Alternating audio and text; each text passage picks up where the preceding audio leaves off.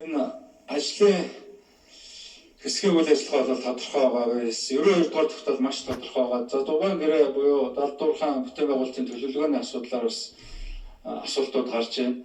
За яг яаж ажиллах гэдэг энэ дээр маш тодорхой байгаа. За дугаан гэрээ буюу далдуурхан бүтээн байгуулалтын төлөвлөгөөн дээр энэ санхүүжилтийн төлөвлөгөөнөр маш ойлгомжтой. Энэ бол Монгол улсад бол хохирлоо. Үүнээсээ болоод Монгол улс хязгаарч ашиг авч чадахгүй. Үүнээсээ болоод ашигт авахгүй үнэ зэрэгцээгээр Монгол улс их хэмжээний өрөнд орохоор байгаа. Анх байгууллагахдаа 2022 онд ашиг авахар тооцоо байсан бол 37 оноос түүнээс цааш ашиг авахар ийм гэрээ байгуулагдсан. Өнөөдрийн байдалд яах вэ? Энэ бол алхам тутамд хөрөнгө оруулалтын зардал нь өсөж байгаа. Энийг нь өсгөж байгаа. Энэ дотор санхүүгийн болон менежментийн том ашигаар гадны хөрөнгө оруулагчид ашиг авч байгаа. Монгол улс ашиг авахгүй. Монгол улс энэ төсөл нь өөрөө алдагдaltaа болгож энэ санхүүгийн болон менежментийн хөөсөрсөн зардлаар ашиг аваад байгаа учраас төсөл өөрөө алдагдaltaа юм учраас Монгол улс ногдол ашиг авахгүй. За энэ цаашлаад 2051 он түүнээс цааш ийм байдлаар энэ одоо зардлаа банк өсгөж үүний дагуу Монгол улс энэ нуруунд дээр үргэлж байгаа нэр дээр бичиж байгаа өрн нэмэгдэж ингээд 22 тэрбум орчим долларын өртөгөөр хулаад дуусах юм тооцдог.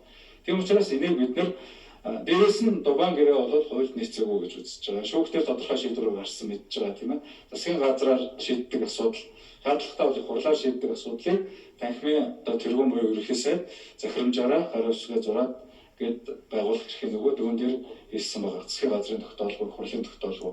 Тийм учраас энэ хууль бусыг хуульд нийцүүлэх ёстой. Хуульд нийцүүлэхдээ Монгол улсад ашигтай болгох шаардлага сайжруулах ёстой. Хэрвээ ингэж чадахгүй бол энэ одоо төлөвлөгөө буюу дугаан гэрээг цуслах ёстой. За үндсэн 2009 оны гэрээ байж байгаа.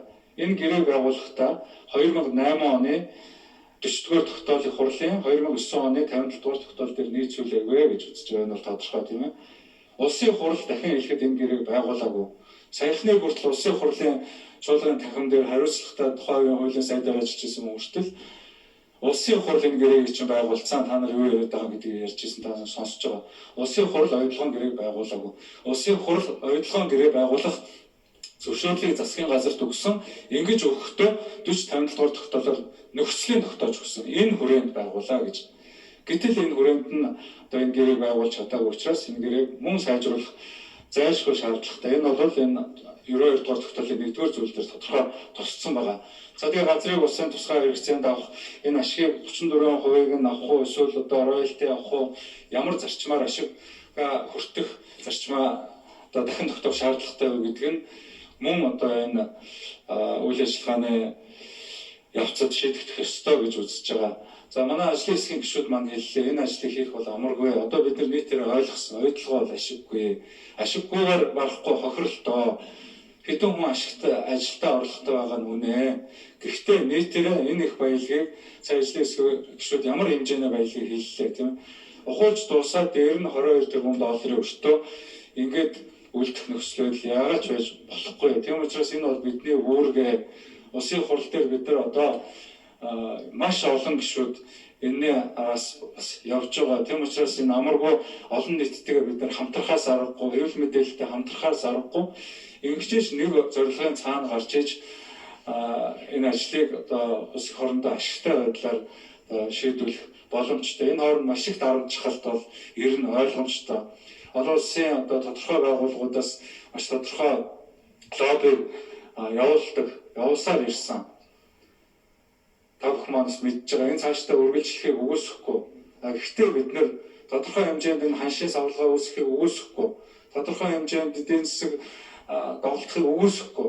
Гэхдээ энэ бол энэ олон зуун жилийн баялаг улс орны одоо авч явах энэ баялагаа зүгээр ингээд бид нар одоо завшуулаад хохироод дээрээс нь өртөө үлдээ даад давшгүй ингээ үлдэж бас болохгүй.